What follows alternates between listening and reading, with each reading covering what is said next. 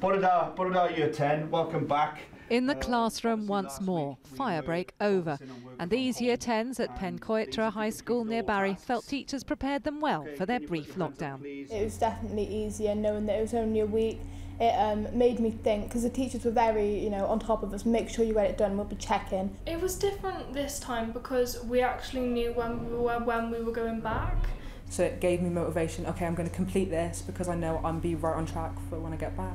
The South Wales valleys, Merthyr Tydfil in particular, remain among the UK's worst hit communities, and Welsh hospitals are almost as full as at the height of the first wave. So early signs the firebreak has helped are welcome. We are cautiously optimistic that the data coming from the last few days, particularly last 2 to 3 days, is suggesting a downtick in the numbers of new cases as well as the rates of infection. One of the big attractions. For Barry Island Pleasure Park, the loss of half-term trade was balanced by the shutdown's brevity. Safety comes first, so we've taken that on the chin. We haven't made anybody furloughed on this fortnight because we thought we could take that. And if we get the weather, we can still do a little bit to try and make up for these lost days.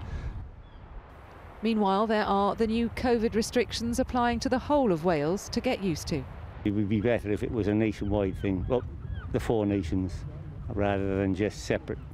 It's disjointed now and it's not making sense, I don't think. It's common sense, to be honest, and I think if everyone applies that, regardless whether there's a lockdown or not a lockdown, it makes it much more livable. It's a good thing we did a short firebreak instead of what England have been faced with.